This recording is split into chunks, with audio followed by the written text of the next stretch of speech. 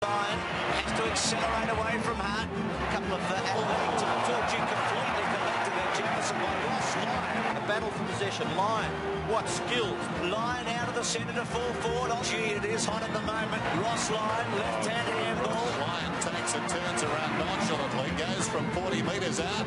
That's a very good pick.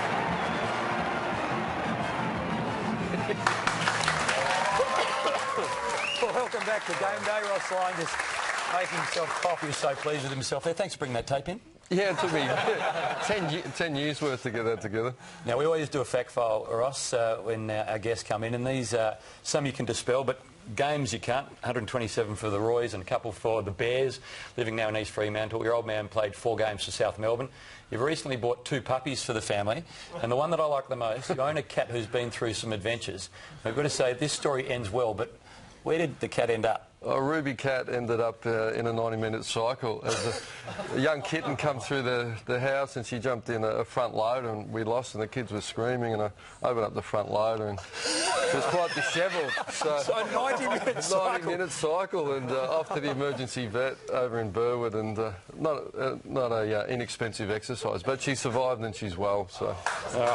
So can you just say for everyone at home, the story ended very, very well. Yesterday you could only muster the 11 changes? Yeah, look, it was sort of a lot of changes, wasn't it? But to manage it, to avoid the back-to-back, west to east trip, that's the way we went, and certainly put our group under pressure yesterday. But hopefully we'll get benefit this week, travelling down to Simmons Stadium. We'll speak about Simmons in just a moment. Let's go back to yesterday afternoon, the Saints and the Dockers at Etihad Stadium, where Ross has coached so much and lost so little, but yesterday it was the Saints in a really significant afternoon for the St Kilda Football Club, with 3 of their very popular players retiring in Milne Cozzy and Jason Blake. 71 points the margin in the end, as we said, Tommy. 11 changes, and it was a great afternoon's football. It was a match that counted for not much in terms of ladder positions, but just a great festive occasion, as it was great to be there from a number of fronts. Obviously a big day for St Kilda, and also to see the future of the Fremantle Footy Club as well, with so many changes. But I mean, St Kilda just dominated the game from the get-go and ended up having 520 disposals, which is an AFL record, 229 differential with the Dockers, and as I say, from the start really made it difficult. The Dockers started to get going a little bit, kicked 4 of the last 5 goals in the second quarter, and then it really did start to feel like party time for St Kilda. There's a lot of talk, wasn't there? We were watching Justin Kosicki warm up. That was Stevie Milne's first of 2 goals. He enjoyed that, and here's Cozzy. He came on. That was the first foray into the forward field. I've got to say, Cozzy actually played pretty well. Tommy Curran got involved there. This is Stevie Milne doing what he does best, centering goals for Joey Montagna, who had 47 disposals along with Jack Stephen. But the narrative was certainly all about getting goals into the retirees of the St Kilda players. This is one here that Crozier, as he gets it off the ground. A bit rough to get booed when you kick a goal as a young fella, but as I say, it was all about the Saints towards the end. And the 3 things that I learned: the first thing, the Saints fans love their heroes. It was great to see them stick around to send off their 3 retirees. The second one, Freo played Russian roulette and ultimately won, with the results falling their way. And I can't split Jack Stephen and Joey Montagna for the Trevor Barker medal. They were probably playing off for it yesterday afternoon. Both had 47 disposals, and Ross, you've coached them both. It was a clinic from those 2 midfielders, wasn't it? Yeah, they were fantastic. I thought Joey was the best. He had 13 entries. He had about 34 kicks.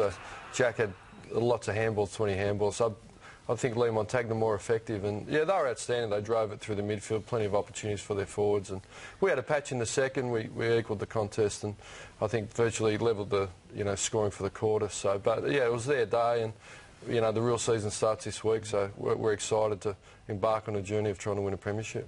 Ross, we'll talk about the Dockers in just a moment, but a 71-point loss yesterday, is that the most enjoyable 71-point loss you've ever been involved in, given how much the Saints have meant to you, and particularly those 3 players? It was a really terrific afternoon. Yeah, it was. It was fantastic for me, but by fortuitous circumstances, to be there at the end and go over and pay my respects and thank them for the career at the Saints and their efforts. So those 4 players, they've been significant St Kilda contributors. It was great to see the passion of the Saints fans and enjoy it, and it worked out for them on that day. And I got a couple of appreciative texts late into the night last night. So yeah, they enjoyed their day. It was great to see, and I mean the players did go out of their way to get the retirees involved. Stevie Milne's kicked more goals than anyone at Etihad, so he didn't need too much help in getting on the scoreboard, but. He certainly enjoyed it there, Stevie. But in the last quarter, this was Jason Blake. He drifted down. He actually played a really good game across half-back, got over 20 disposal, never looked like missing. And Cozzy, this was a goal. This is where romance in footy really spoke volumes. And then we heard over the loudspeaker goal review, and unfortunately did clip the post. But Cozzy had his moment, and the fans celebrated. And it was just a great day, great afternoon for footy, home. Cozzy will claim it, won't he? I would be. I'm tipping he was claiming it last night about 3 a.m. So, yeah, it was quite ironic, wasn't it? We had a bit of a chuckle when it got revived. That's his career right there. Oh, look, he's judged harshly. He had a couple of special years. 200 games can't be sneezed at. And 2010, second half in the ruck, he turned the grand final around. And 60 goals is a key forward. He's a pretty special player. You know? And Andrew Thompson said to me during the week, he has hardly ever gone and played without being seriously sore.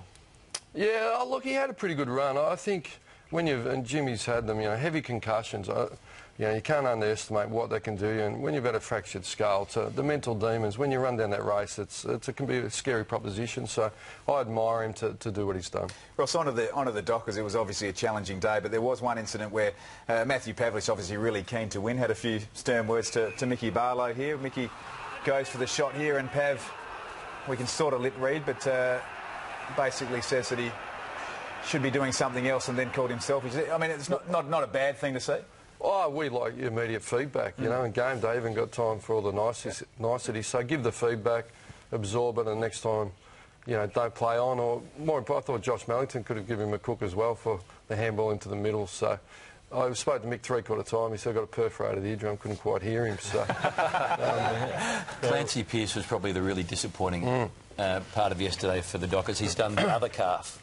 Yeah, significant. Although, no, we got information it was a re-tear today. So, 30 seconds in, I thought this isn't going to be a great day. The tallest sub in history come on, 204 centimetres. So, put our running backs under pressure. He's been significant. He's a big loss for us. And with Garrick Ibbotson out, he's really unlikely to return. So, who comes back next week?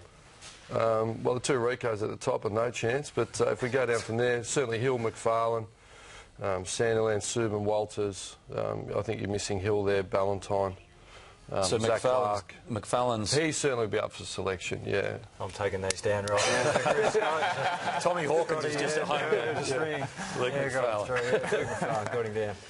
We'll talk about Simmons in just a moment. The next 4 weeks is what pretty much every footballer and coach gets out of bed for in the morning, isn't it? Well, it is. The real season starts. It's a real adventure. It's high pressure, high anxiety, but, high excitement. It's a wonderful...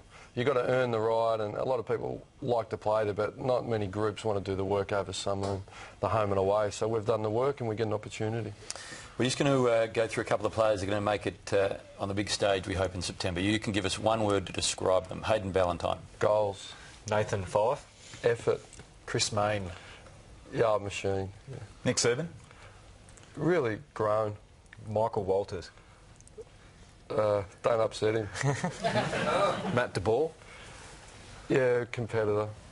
Ryan Crowley. Amazing. Jesse Crichton's hair. Needs a lift. It's an extraordinary setup that he's got going, isn't it? It just doesn't change. It sort of goes, from just the big sheep's dude to the mullet to, then he's got the beard. He's like Northwest Coast Tassie. It sort of speaks volumes, doesn't it? Sorry, Tommy. You were sitting in the press conference yesterday with the live feed coming through. Well, I never knew it was going live. It was a nice setup. Yeah. Have you ever backed or barracked for? Sorry, no betting in football. Have you ever barracked for the Cats harder than yesterday? Well, that was, I had pulled my jumper on, had the number 3 on the back, and had the flogger out and go Cats, If the Lions had won, you probably couldn't have gone back to Perth ever. Yeah, I rang my dad in Reservoir. I said, I'm in, mate. I can't go back. Look, it was... we played the percentages. Not unlike the AFL's done with the stadiums. Just played the percentages. So it was a unique situation. But as Jimmy said, they've kicked 22 behinds. But, yeah, look, you live by the sword, you die by the sword. So we're pretty good judges at point. Yeah. Jim Ross, you must be looking forward to the trip down Geelong Road. We are. It's an exciting opportunity. There's no doubt about that. Look, I understand the laughs. At the end of the day, Chris Scott basically said their first choice was MCG, then Eddie, then Simmons. But I'll take Simmons. So our mantra or philosophy is anywhere, anytime against anyone. So you know, they're as good as anyone. The Cats, we acknowledge that. 3 premierships, and the numbers tell you it's difficult. I think it's 45 out of 46. So, but we're not shying away from it. We'll go down and we'll give it our best effort, and we'll see where that takes us. Big opportunity for the Dockers on Saturday afternoon. Also, the Pav has donated for the ladder program, game day gift. Pav wore this jumper yesterday, didn't he, Russ? Yeah, he did. 5 staples in the eye, so might have a bit of claret on there, but yeah, signed it back and front. Yeah, great player, and he leads us well, and it's a great jumper to be able to get your hands on. And he will be leading you guys at Simmons, which you're delighted about, on Saturday afternoon. Just going to show you the Fremantle record at Simmons. Not quite what the Dockers are like at Etihad. Now, the Dockers have won 5 from 6 now after yesterday's odd affair under Ross Lyon, 13-1, but you are a very good anytime, anywhere team right now. Well, that's our aim. If you're going to be a great team, you need to win anywhere. So we accept the challenge. We look forward to the challenge. And, you know, if history was a guide, none of us would turn up. You know, it would have been Sydney's premiership this year. So it's all about possibility, and, you know, it's all about action. The only thing that counts for me is action, and we're keen to get into action. Ross, I know it's extremely difficult, obviously, looking at the numbers, and that they're so successful down at Simmons, but do you think the dimension of the ground actually suits your style a little bit, given that it's a little bit narrower? Well, I wouldn't have thought, because we lost here by 60 points early in the year, so... but I think if you look at the Cats' record anywhere, I think they've won 124, 136 games over. They're one of the great eras, so we understand what we're walking into, but we've really grown as a football club.